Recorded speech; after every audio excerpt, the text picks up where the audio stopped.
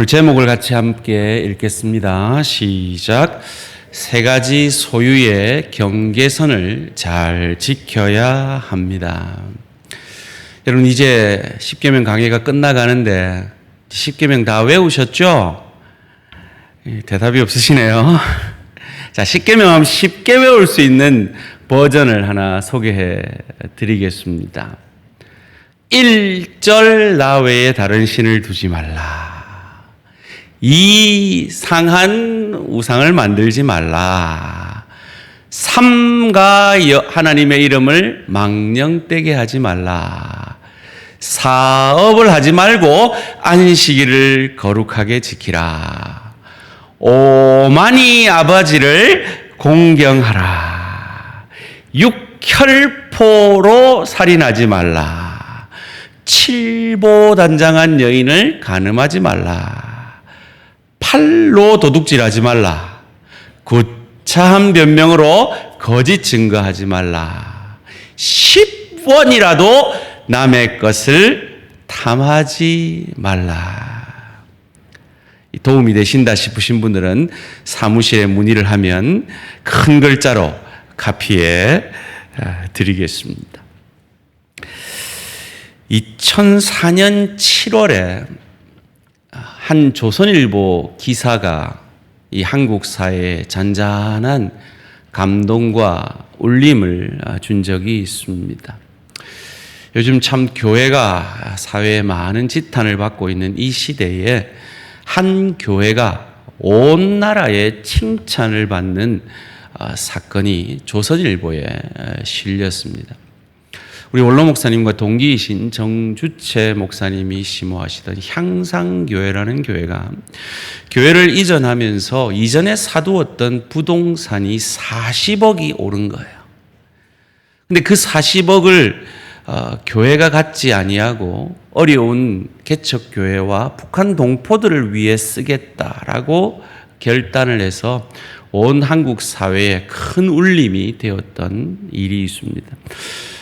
정주채 목사님을 개인적으로는 잘 알지 못하지만 그분이 어떤 분인지를 압니다. 그분이라면 충분히 그러실 분 같아요. 그런데 제게 감동이 되었던 건 그 목사님의 의견을 당회가 수용을 하고 공동회의에서 무려 98%라는 찬성률로 그것이 통과되었다는데 저는 참 충격을 받았습니다. 무슨 말입니까? 그 40억을 흘려보내고 자기들이 40억 헌금하겠다는 얘기잖아요. 이 쉬운 일이 아니거든요. 과연 우리 교회에서 제가 그런 결단을 하고 공동회에 올린다면 우리 교회 성도님들은 어디다가 투표를 하실지 모르겠습니다. 그럼 십계명 강해를 들으시면서 예수님께서 그러셨듯이 이 구약의 십계명을 확대하고 강화해서 우리가 생각하고 적용하는데 마음이 때로 불편하고 때로 찔림이 있고 때로 부담이 되실 줄 압니다. 그럴 때마다 신명기 10장 13절을 꼭 기억하십시오. 함께 읽습니다. 시작. 내가 오늘 내 행복을 위하여 내게 명하는 하나님의 명령과 규례를 지킬 것이 아니냐. 행복을 위한.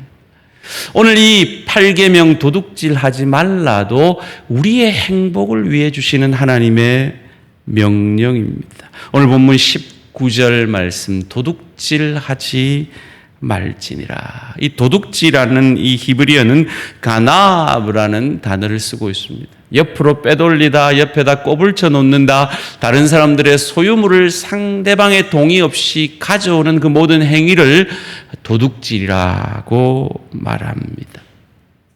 목사님, 오늘은 좀 제가 마음 편히 말씀 듣겠네요. 제가 도둑질을 해봤어야 말이죠. 과연 그럴까요? 이 케냐의 마사이족이라는 부족이 있는데요. 이 부족에게는 독특한 그 부족만의 믿음이 있답니다.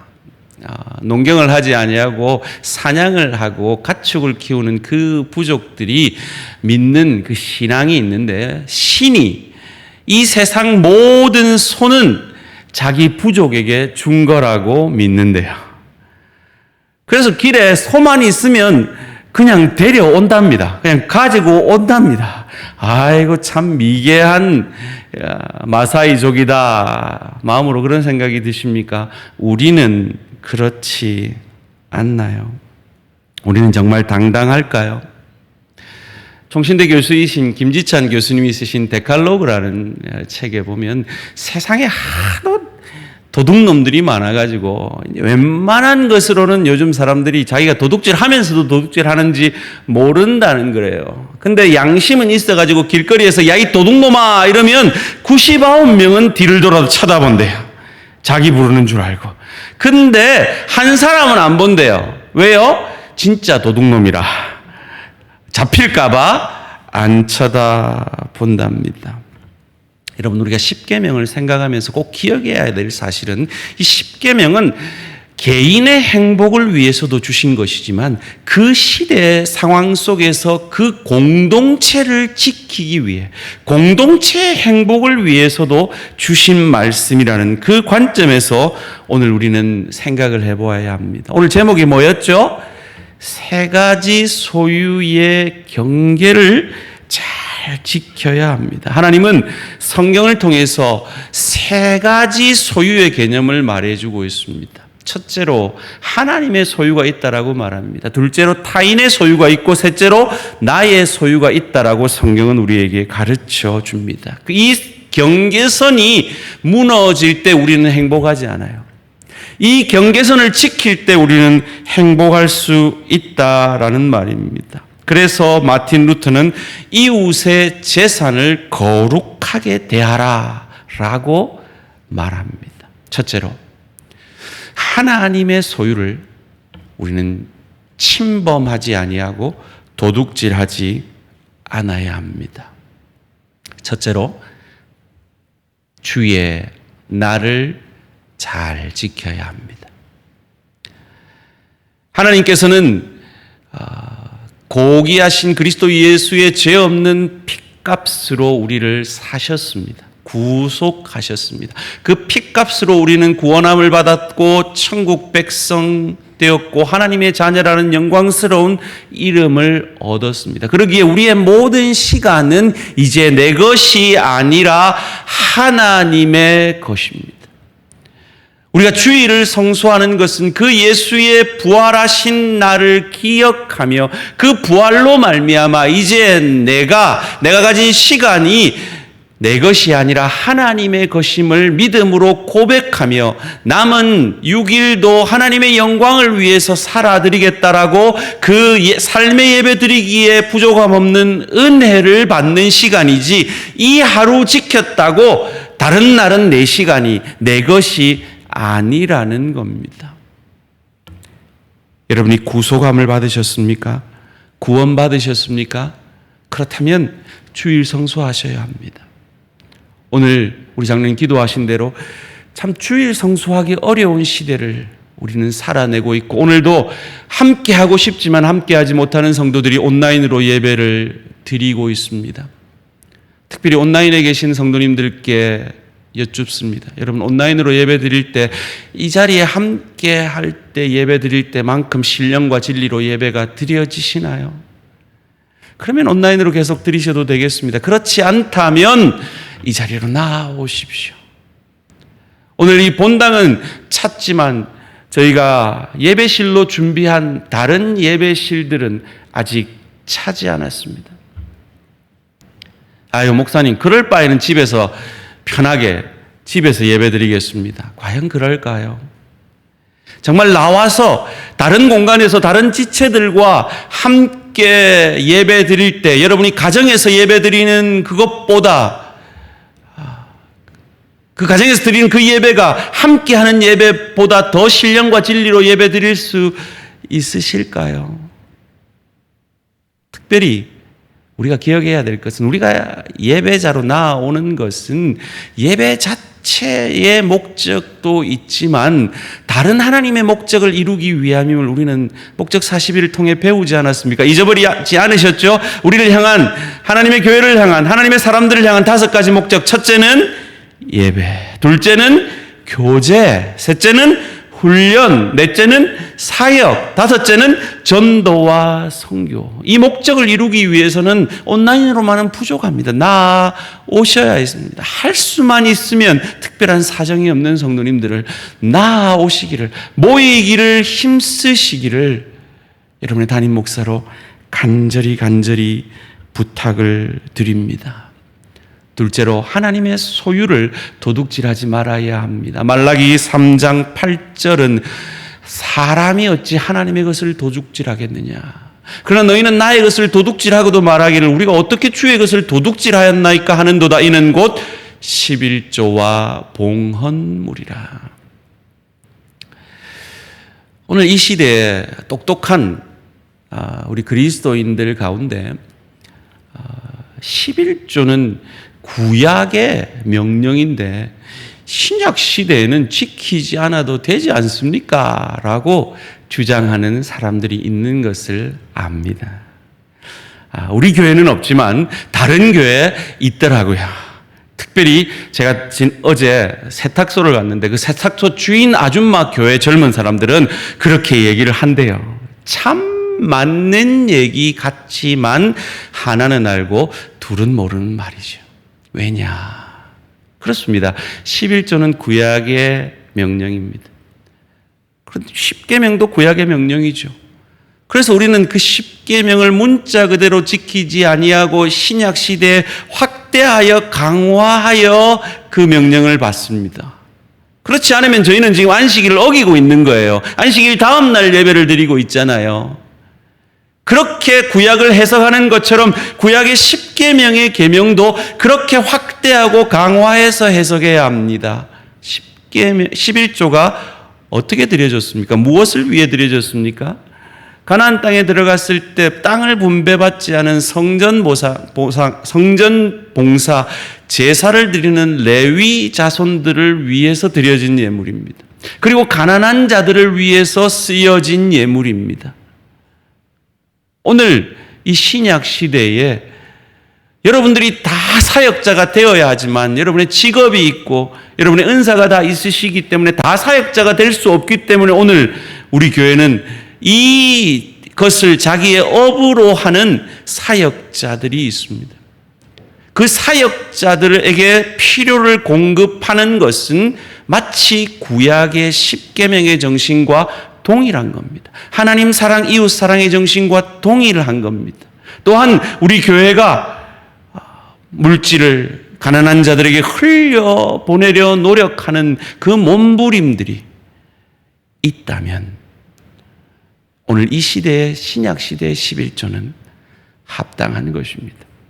그 하나님 사랑, 이웃 사랑의 정신에 합당한 것이기 때문에 말이죠. 단 제가 이 강단에서 여러분에게 아무리 11조를 강조해도 부끄럽지 않을 만큼 제가 우리 사역자들이 정말 여러분을 대신해요. 여러분이 할 수 없는 그 일들, 주의 봉사를, 주의 교회 봉사를, 주의 성도들을 돌아보는 일들에 아침을 새벽을 살고 밤을 살아야겠죠. 우리 교회가 우리 배만 부르는 것이 아니라 우리의 물질들을 낮은 대로 흘려보내는 데 있어서 부끄럽지 않아야 할 것입니다. 그렇다면 11조를 하지 않는 것은 하나님 사랑, 이웃 사랑의 정신에 합당하지 않으며 하나님의 것을 도둑질하는 것이라는 겁니다. 아니 10의 9도 하나님의 뜻대로 사용해야 합니다. 왜요? 우리는 주의 핏값으로 사신 구속함을 받은 하나님의 것이잖아요. 이 방송을 듣고 이 설교를 듣는 분들 중에 구속함을 받지 않은 하나님의 것이 되지 않은 사람들은 11조 하실 필요 없습니다. 다 여러분 것입니다. 그런데 하나님이 핏값으로 사신 하나님의 사람이라면 우리의 10의 10도 하나님의 것임을 믿으시고 하나님의 것을 도둑질하지 않는 저와 우리 모든 성도님들 되시기를 주님의 이름으로 축원합니다. 더 나아가서 여러분에게 가지신 그 능력들, 여러분이 가진 은사들도 여러분의 것이 아니라 하나님의 영광을 위해 쓰여야 하는 것임을 기억하시기 바랍니다. 사도행전에 보면 참 두렵고 떨리는 말씀이 사도행전 12장 23절에 나옵니다. 헤롯이 영광을 하나님께로 돌리지 아니하므로 주의 사자가 곧 친히 벌레에게 먹혀 죽으니라. 여러분, 이 헤롯이 이 본문전에 한 일이 뭔지 아십니까?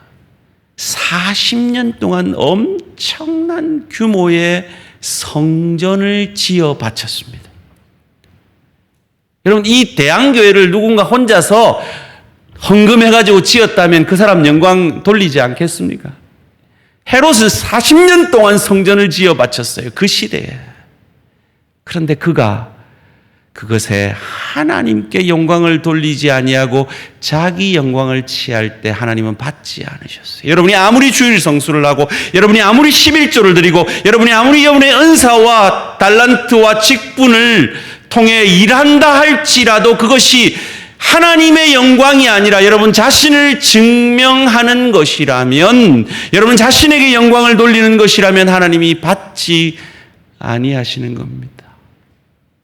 하나님께 우리의 모든 것을 영광 돌려드림으로 하나님의 것을 도둑질하지 아니하는 저와 우리 모든 성도님들 되시기를 주님의 이름으로 축원합니다. 레위기 19장에 보면 이 하나님의 것과 이웃의 것에 아주 경계선상에 있는 이런 명령을 하십니다. 곡식을 거둘 때에 내 모퉁이에 있는 곡식은 거두지 말라라고 명령하십니다. 나달이 떨어지면 그것을 줍지 말라라고 명령하십니다. 왜요? 고아와 과부들이 그것을 통해 먹고 살아야 하기 때문입니다. 여러분, 우리의 내 모퉁이는 어디일까요? 하나님의 것과 이웃의 것, 내 것에 아주 애매한 경계선에 있는 내 밭에 있는 내 곡식인데 모퉁이에 있는 것은 무엇일까요? 저는 여러분 알다시피 미국에서 2번의 개척교회를 20년 동안 섬겼던 목사입니다. 어려웠죠.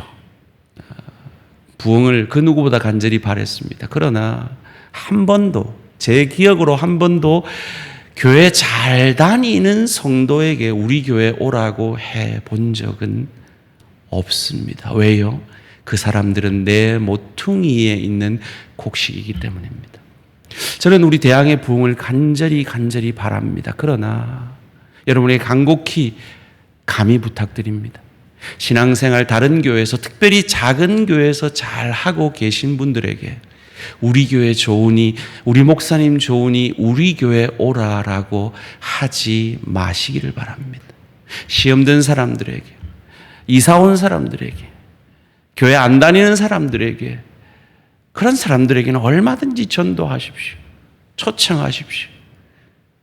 그러나 내 배부르자고, 우리 교회 잘 되자고 다른 교회 성도들의, 내 모퉁이에 있는 그 성도들을 자르면 안 됩니다. 생각해 보십시오. 여러분에게 누가 다른 교회, 더 큰 교회에서 우리 교회에 와봐라 하면 제가 얼마나 기분 나쁘겠습니까? 같은 심정이라는 거죠. 여러분, 개인적으로 여러분 것이지만, 여러분이 충분히 취하실 수 있지만, 여러분의 내 모퉁이에 있는 곡식은 무엇입니까? 떨어진 나달은 무엇입니까? 한번 고민해 보시기 바랍니다. 그리고 생각해 보시기 바랍니다. 그리고 결단하시기를 주님의 이름으로 축원합니다. 두 번째로, 타인의 소유를 도둑질하지 말아야 합니다. 첫째로, 직원들 월급 제때 주시는 사장님들 되십시오. 레위기 19장 13절은 말합니다. 너는 내 이웃을 억압하지 말며 착취하지 말며 품꾼의 싹을 아침까지 밤새도록 내게 두지 말며. 반대로 말합니다. 여러분이 직원이십니까? 누군가를 위해서 월급 받고 일하시는 분이십니까? 그 시간은 그들의 것이지 여러분의 것이 아닙니다. 제가 언젠가 말씀드렸죠. 일하는 시간에 큐티하지 말라고. 아무리 그것이 선한 일일지라도 그 시간은 그 가게 주인이 여러분을 돈 주고 사신 시간이기에 여러분 개인적으로 여러분을 위해서 경건 생활해서는 안 된다라는 것입니다. 도둑질입니다. 미국의 어떤 사장님이 극찬을 하는 직원 얘기를 들었어요. 그 직원에 대해서 감탄을 하는 거예요. 그 직원은 딱 출근하자마자 절대로 개인적인 일로 그 시간을 낭비하지 않는다는 거예요. 전화도 절대로 자기 개인적인 용무로 쓰지 않고 그 회사의 물품들 절대로 자기 것처럼 쓰지 않고 자기 것처럼 가져가지 않는다는 거예요. 그래서 사장님이 너무 애달봐서 괜찮다, 그냥 편하게 해라 하는데도 절대 안 하는 거예요. 감탄을 하고 칭찬을 하는 겁니다. 사랑하는 성도님들, 우리 그리스도인들은 그런 칭찬과 그런 감탄받는 하나님의 사람들 되어질 수 있기를 주님의 이름으로 축원합니다. 둘째로, 정직히 장사해야 합니다. 지나친 이익 추구해서는 안 됩니다. 바가지 씌워서는 안 됩니다. 속여 팔아서도 안 됩니다. 잠언서에서는 그것을 이렇게 여러 구절들에서 말합니다. 잠언 11장 1절은 말합니다. 속이는 저울은 여호와께서 미워하시나 공평한 추는 그가 기뻐하시느니라. 계속해서 잠언서는 말합니다. 정직한 자의 공의는 자기를 건지려니와 사악한 자는 자기의 악에 잡히리라. 계속해서 잠언서는 말합니다. 공평한 저울과 접시 저울은 여호와의 것이요 주머니 속에 저울추도 다 그가 지으신 것이니라. 무슨 말입니까? 저울추를 주머니에 숨겨가지고 이익을 취하려는, 부당한 이익을 취하지 말아야 된다는 겁니다. 이사야는 그 부당한 이익을 추구하는 것을 살인자라고 이사야 1장 21절에서 말합니다. 정직히 장사하는 우리 모든 대한가족들 되시기를 주님의 이름으로 축원합니다. 세 번째로, 세금의 문제에 피차간에 정직해야 합니다. 가이사의 것은 가이사의 것입니다. 정부의 세금은 정부의 세금입니다. 절세는 할 수 있습니다. 그러나 탈세는 해서는 안 됩니다. 정부도 마찬가지입니다. 정한 세 외에는 부과하지 않아야 합니다. 무거운 세금을 지나치게 부과하지 말아야 된다고 누가복음 3장 13절은 우리에게 가르쳐 주기 때문입니다. 우리 교단이 낳은 참 귀한 분, 우리 손봉호 장로님, 이 손봉호 박사님이 이런 간증을 하는 걸 들었어요. 자기가 아는 한 이전이겠죠. 세무공무원이 80평 아파트에 살면서 고급 승용차를 굴리던 그분이 예수를 믿고 변화되어서 그 모든 것을 피해본 사람들에게 다 반납하고, 국가에 다 반납하고 15평 아파트에 이사해서 자전거 타고 다닌다고 합니다. 구원이 임한 거죠. 삭개오가 받은 구원을 그도 받은 것입니다. 넷째로, 속건제적 정신을 가지고 갚아야 우리는 도둑질하지 않는 것입니다. 여러분, 과거에 누군가에게 빚지고 갚지 않으신 기억이 있으십니까? 누군가의 빌린 것을 깜빡하고 아직도 가지고 계신 것이 있으십니까? 속건제가 뭡니까? 누군가에게 피해를 준 게 있으면 그 피해를 갚되 20% 이자를 더해서 갚아야 비로소 하나님께 받아들여지는 제사를 속건제라 그럽니다. 명지고등학교 교장 선생님의 간증을 들었는데, 이분이 예수를 믿고 회개하는 중에 어릴 때 수박설이 했던 것이 회개가 되는 거예요. 그래가지고 그 밭 주인을 찾아갔답니다. 그리고 갚겠다 하니까 이 밭 주인이 미친 사람 쳐다보듯이 쳐다보면서 당신 왜 그래? 이러더랍니다. 도저히 감당이 안 되는 거예요. 세상에 감당할 수 없는 사람인 거죠.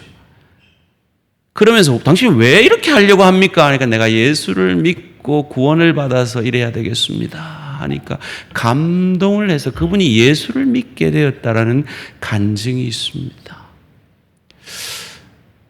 한국교회가 속건제적 정신만 회복하면 정말 손가락질 받는 교회가 아니라 향상교회처럼 온 나라가 감동하는 교회가 되어질 수 있지 않을까요? 제가 이 설교를 준비하면서 문득 제가 쓰고 있는 볼펜이 떠올랐습니다. 이 볼펜이 누구 거냐면 지난 화요일 날 교육자 회의하면서 제가 석강도사님한테 빌린 볼펜이거든요. 제가 빌리고 나서 나도 모르게 내 것 같이 쓰고 있더라고요. 내가 깜짝 놀라서 오늘 돌려주려고 들고 왔습니다. 설교 마치고 돌려준다고 제가 약속을 했습니다. 여러분, 생각나게 하시는 성령께서 생각나게 하시는 누군가의 것이 여러분에게 있다면 속건제적 정신으로 돌려주시기 바랍니다. 혹 여러분 가정에 대한항공 담요 있지 않으십니까? 여행할 때 잠시 쓰고 놔두라고 간 그 담요를 여러분의 것인 양 들고 오신 분 없으십니까? 혹 제가 대한항공이라고 하니까 나는 다행이다, 나는 아시아나다, 혹시 이러고 계신 분 계십니까? 돌려줘야 합니다. 여기까지는 여러분 동의가 되실지 모르겠습니다. 좀 더 깊이 들어가 보겠습니다. 5번째로, 부동산 투기하지 말아야 합니다. 신명기 25장 13절 말씀입니다. 신명기 25장 13절은 우리에게 이렇게 가르쳐 주고 있습니다. 이 희년에는 너희가 각기 자기의 소유지로 돌아갈지라. 무슨 말입니까? 이스라엘 백성들이 가나안 땅에 들어가서 레위 지파를 제외한 11지파에게 다 땅을 나누어 주었습니다. 그리고 자기 땅이 있었습니다. 그런데 여러분도 알다시피 급하면 돌반지도 팔아먹고 다이아몬드도 팔아먹는 게 우리 인생사 아닙니까? 그래서 쪼달리니까 자기 집, 자기 땅을 누군가에게 판 거예요. 이제 내 땅이 아닙니까? 아니요.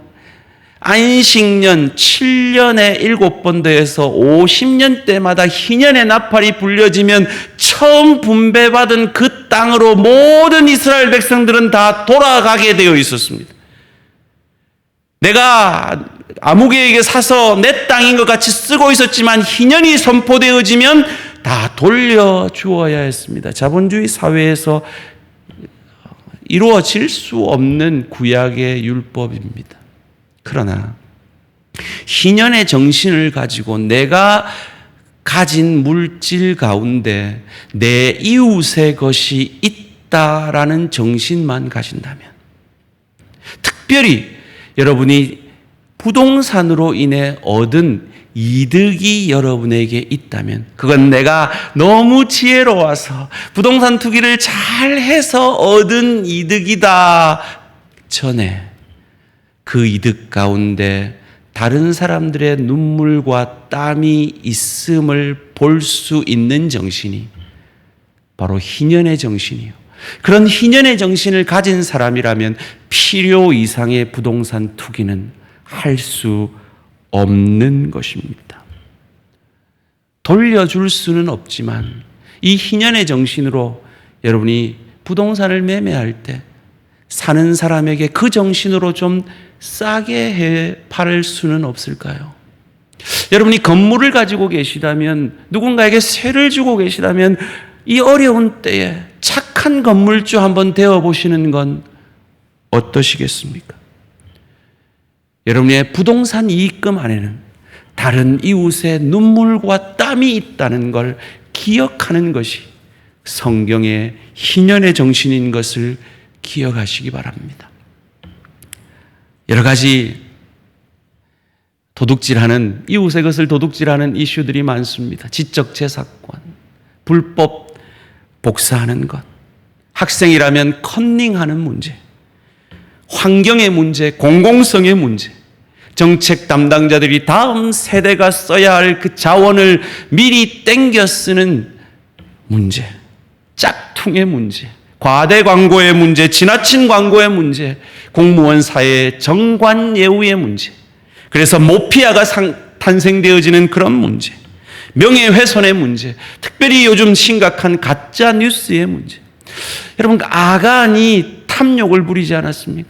그런데 그것이 아간으로 끝나지 않고 전체 공동체가 피해를 입었던 그것을 우리는 기억해야 할 것입니다. 십계명은 공동체를 세우기 위해, 공동체의 행복을 위해 주신 명령이라는 것 기억해야 할 것입니다. 한국 사회를 휘청거리게 했던 그 IMF 사태, 그 IMF 사태 한국 기업들에게 놀라 자빠진 것이 IMF였대요. 왜? 한국 기업들의 정직도가 너무 낮았기 때문에. 그래서 한국에 내놓으라는 기업 사장님들이 IMF가 정한 그 정직도의 수준이 어떤지를 알아보기 위해서 세계적인 기업인 IBM 전무를 초청해서 강의를 들었대요. 그 IBM 전무가 이렇게 얘기합니다. IBM은 이렇게 세계적인 기업이지만 그 기업의 사장은 단돈 100만 원도 영수증 없이는 쓸 수 없다. 그러니까 거기 앉아있던 사장님들이 아따 쫀쫀하네 그러더래요. 그때 그 전무가 이렇게 얘기하더랍니다. 그래요. 정직은 쫀쫀한 겁니다.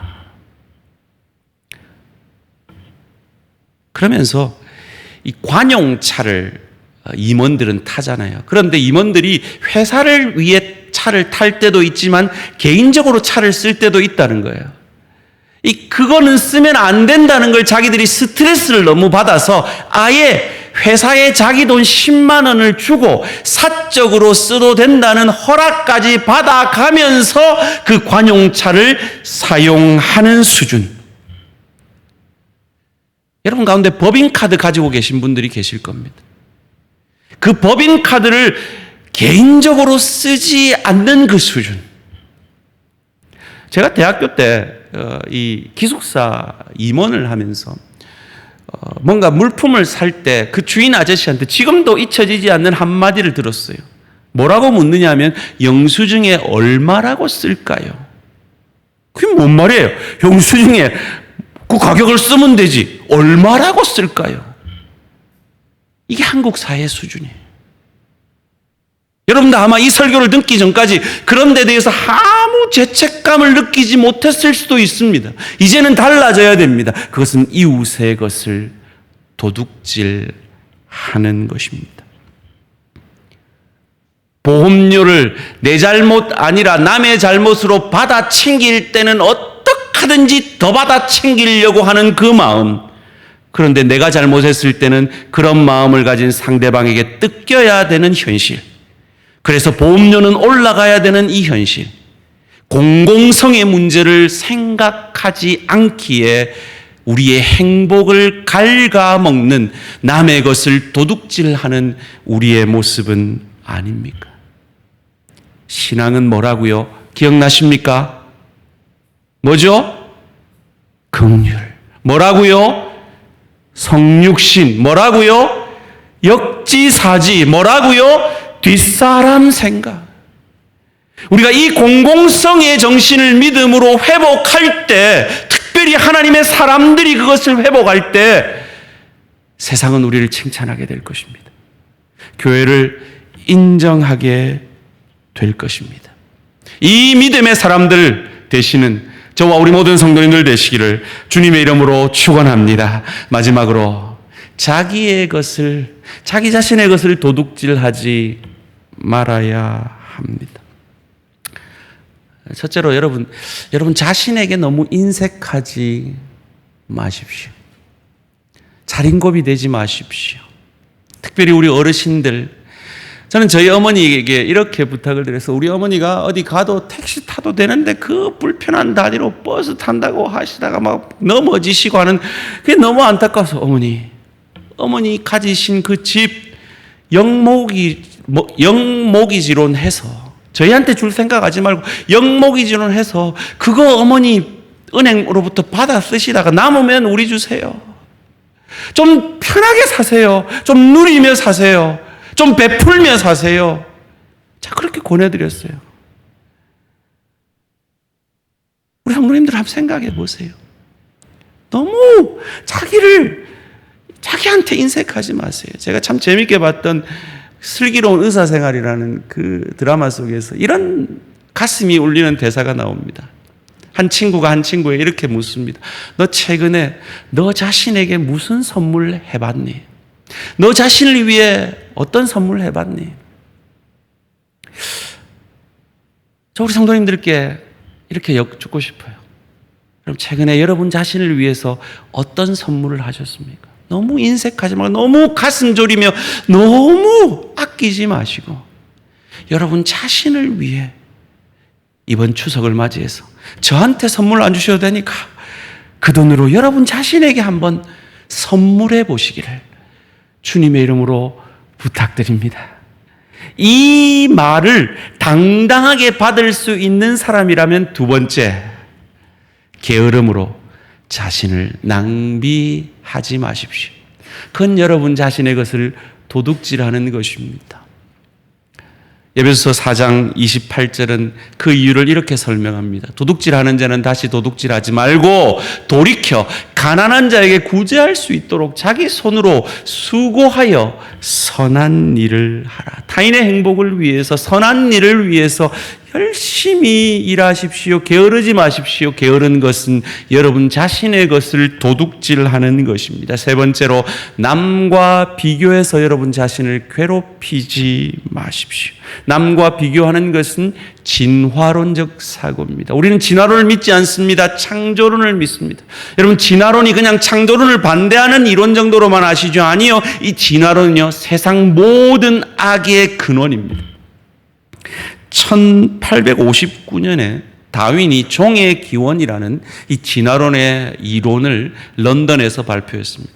그리고 10여 년 이후에 1872년에 동일한 런던에서 마르크스가 자본론이라는 이론을, 공산주의 이론을 발표했습니다.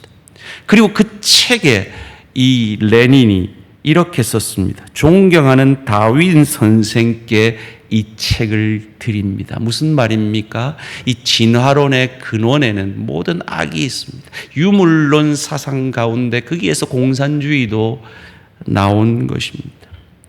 근데 여러분이 진화론을 믿지 않으면서도 다른 사람과 나를 자꾸 비교하면 그건 진화론적 사고를 하고 있는 거예요. 무슨 말입니까? 땅에서 풀이 자라요. 풀을 메뚜기가 먹어요. 그 메뚜기를 개구리가 먹어요. 그 개구리를 뱀이 먹어요. 그 뱀을 맹수가 먹어요. 그 맹수는 죽어요.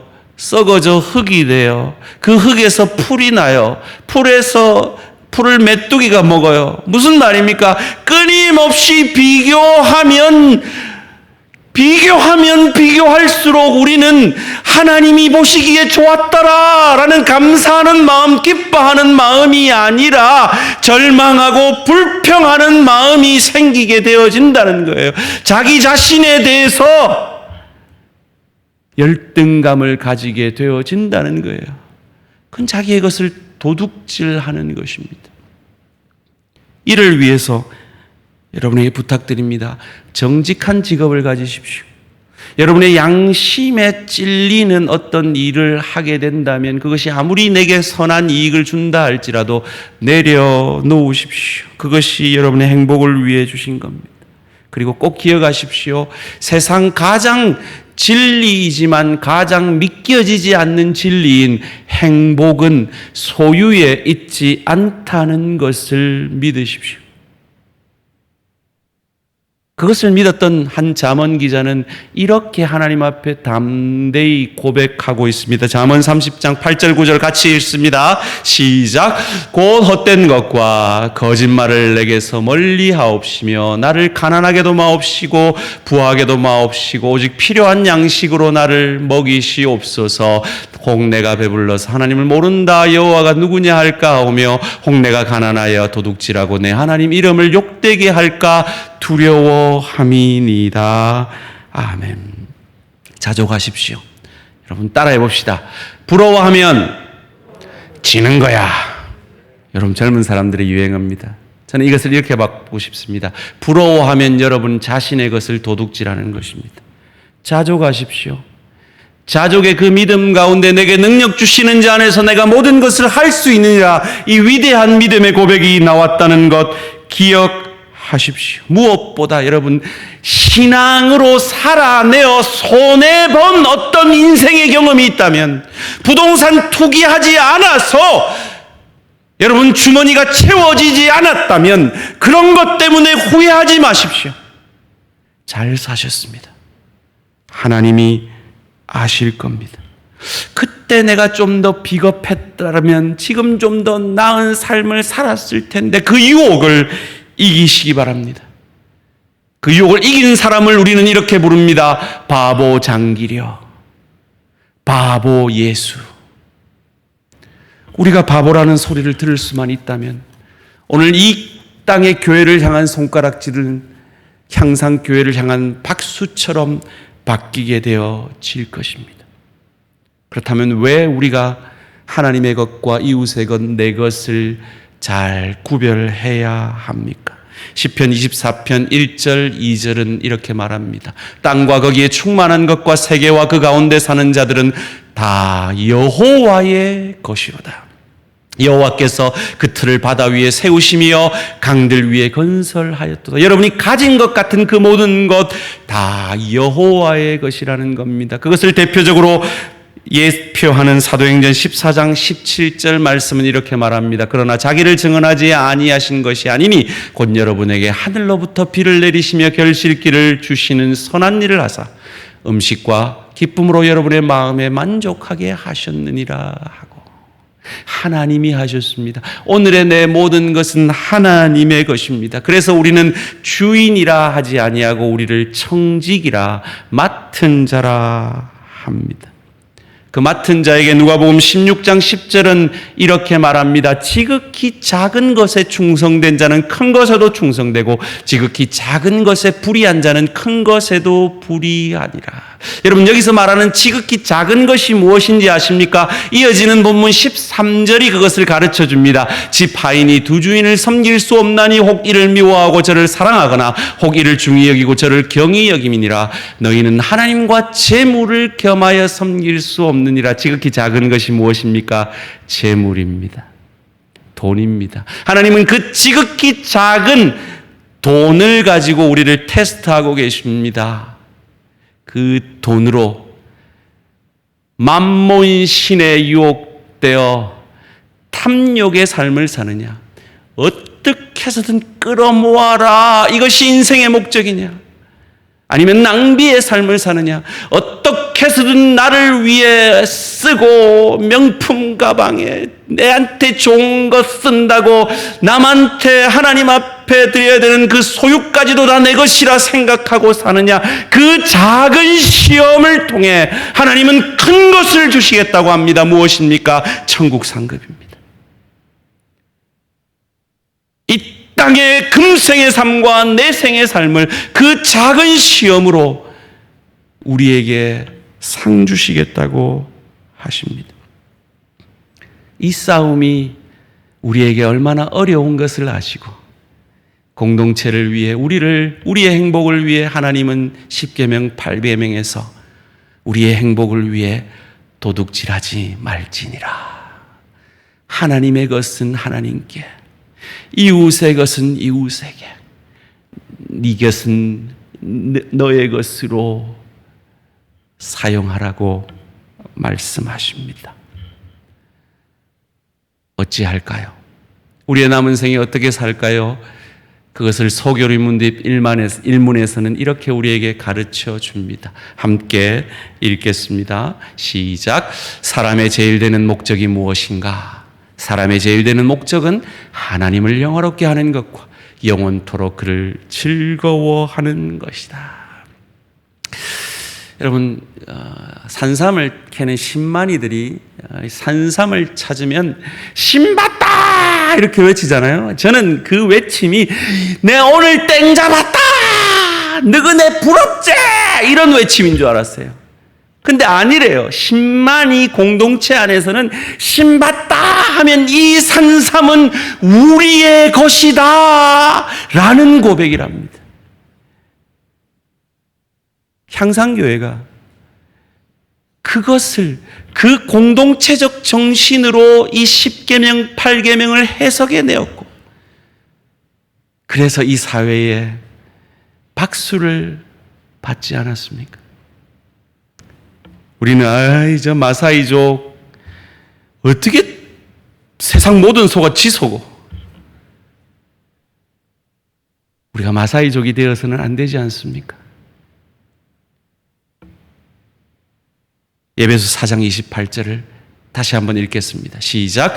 도둑질하는 자는 다시 도둑질하지 말고 돌이켜 가난한 자에게 구제할 수 있도록 자기 손으로 수고하여 선한 일을 하라. 아멘이십니까? 정말 아멘이십니까? 온라인에 계신 분들 정말 아멘이십니까?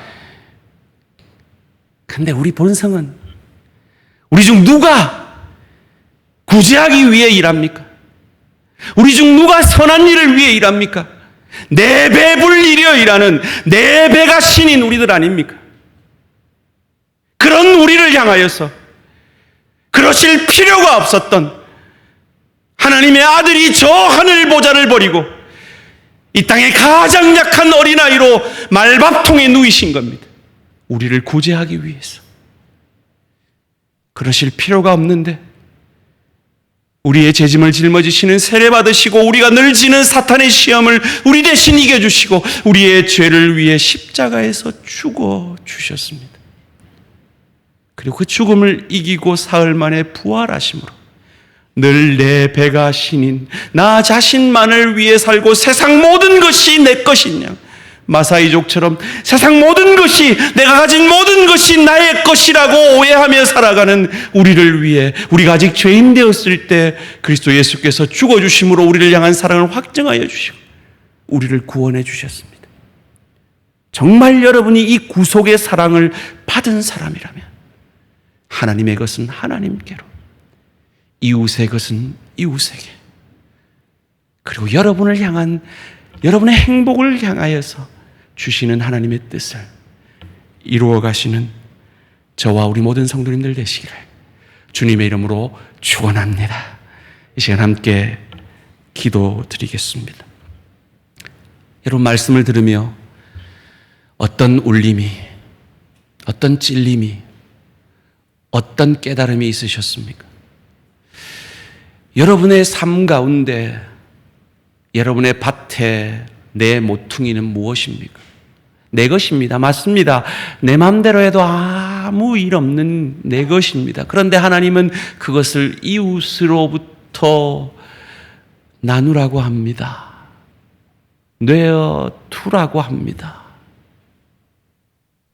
어찌하시겠습니까? 하나님의 것에 대해 어찌하시겠습니까? 기억하십시오. 하나님의 명령은 우리의 행복을 위해서입니다. 행복하고 싶지 않으십니까? 결단의 기도 다 같이 드리겠습니다.